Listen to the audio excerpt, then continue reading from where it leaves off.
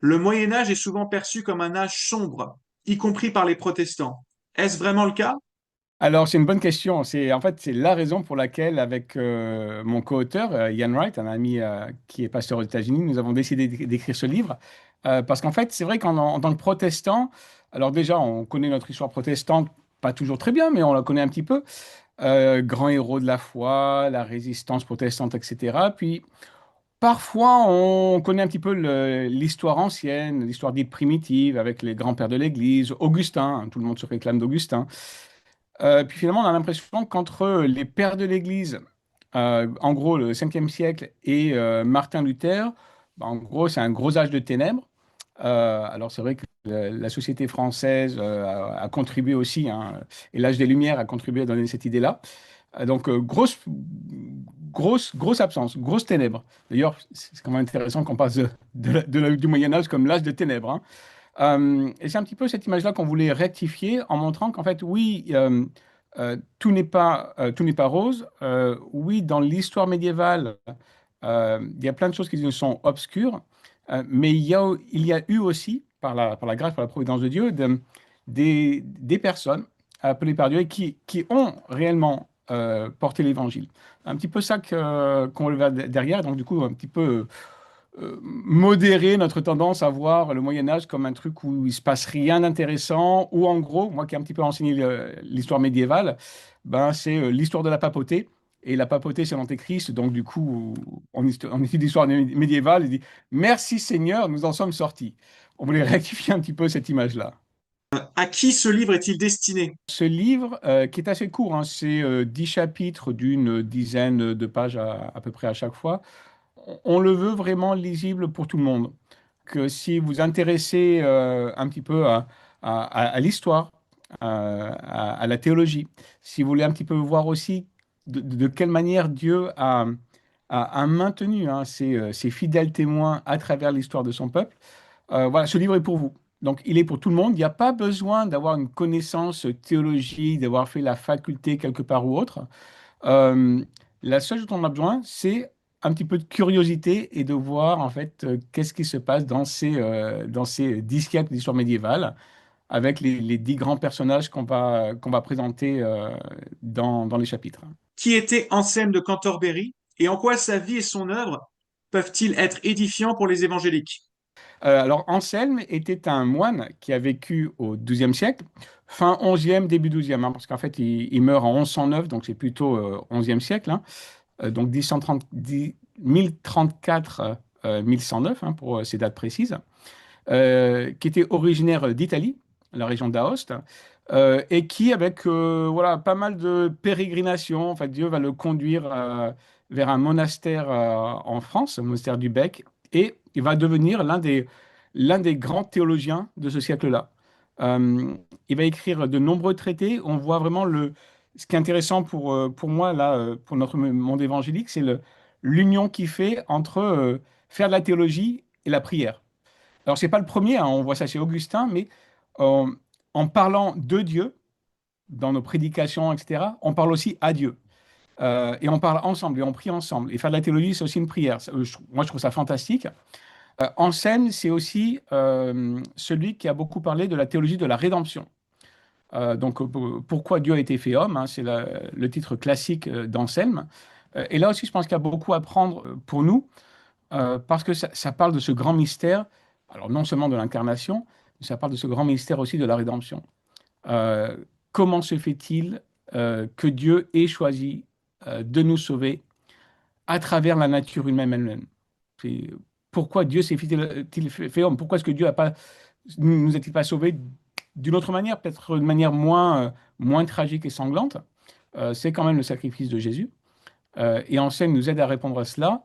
Et alors, dans le livre, on essaie aussi à chaque fois de donner quelques indices alors, à la fois historiques, mais aussi dire, voilà, comment est-ce qu'on comprend là ce que Anselme dit, mais dans son époque. Et notamment la notion d'honneur, la notion de dette, qui en fait, on dit souvent, c'est très médiéval. Oui, forcément, je veux dire, c'est un théologien médiéval. Mais il y a beaucoup plus dedans aussi. Ça nous rapproche de Dieu.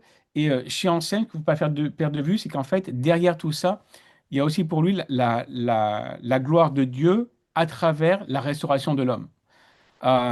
Et donc la restauration de l'homme à travers la mort de Christ, elle est merveilleuse, mais parce qu'elle montre aussi la grandeur de la grâce et de l'amour de Dieu. Et ça, je trouve ça fantastique et ça doit continuer de nous émerveiller. Donc, un point pour Anselme. Et en quoi Waldo, Wycliffe et Huss sont-ils à la fois des médiévaux et des précurseurs de la réforme protestante? Alors, déjà, la question est excellente parce qu'en fait, ils sont vraiment les deux à la fois. Et là aussi, pour jouer aux protestants, on pourrait vraiment avoir l'image, d'ailleurs, on parle de pré-réformateurs pour ces trois-là en particulier. Euh, ce qui est un petit peu. Alors, ce qui fait sourire, oui, parce qu'en fait, comme c'est ceux qui nous semblent le plus proches, au niveau des critiques qui vont adresser à la papauté, les théologiens protestants les récupèrent et puis on laisse les autres de côté.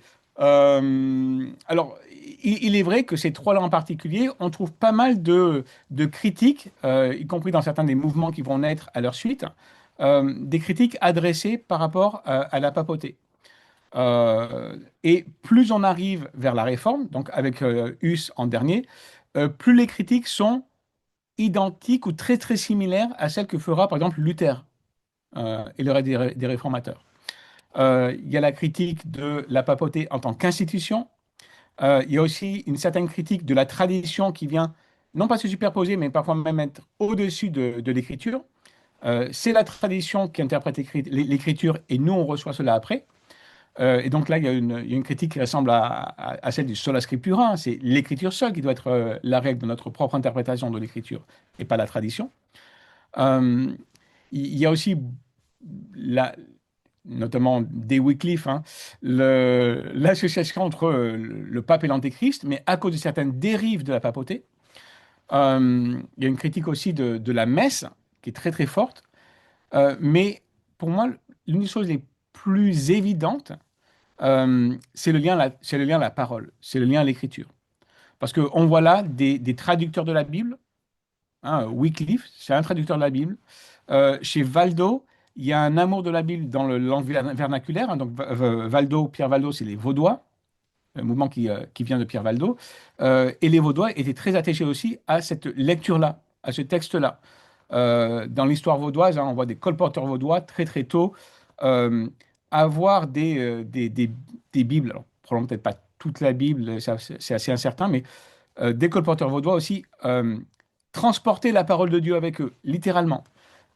Et cet amour de la parole, cette prédication de la parole, c'est un petit peu ce qui fait rejoindre ces trois théologiens-là. Euh, et ça nous frappe aussi. Et en cela, c'est des pré-réformateurs. Euh, En même temps, bah, il y a probablement plein de choses sur lesquelles on trouverait leur théologie étrange. Euh, il faut se rappeler aussi que beaucoup d'entre eux, comme Luther d'ailleurs, hein, n'avaient pas forcément comme objectif de s'opposer à l'Église en tant qu'Église catholique de Jésus-Christ, et n'avaient pas comme l'objet, comme volonté d'être hérétiques et de sortir de l'Église. La plupart du temps, ils se sont fait condamner par l'Église sans que eux veuillent en sortir. Euh, donc c'est des théologiens catholiques, romains, médiévaux, mais qui étaient des réformateurs. Et peut-être que là, la dernière chose que j'ajouterais pour cette question, ma réponse est un petit peu longue, hein, mais c'est que, en fait, il ne faut pas oublier qu'il y a toujours eu dans l'histoire de l'Église, y compris médiévale, un mouvement de réforme. En fait, le mouvement de réforme dans l'Église, le fameux Église, une Église réformée qui se réforme sans cesse, hein, de mot d'ordre de la réforme, mais dans l'Église catholique romaine, médiévale, même chose. C'est souvent passé par le milieu monastique et ça a traversé l'histoire. Et donc, c'était des réformateurs, il y avait des volontés de réforme. On arrive à une volonté de réforme avec Luther, sauf qu'avec Luther, on arrive à une rupture, ce qui n'avait pas eu lieu avant.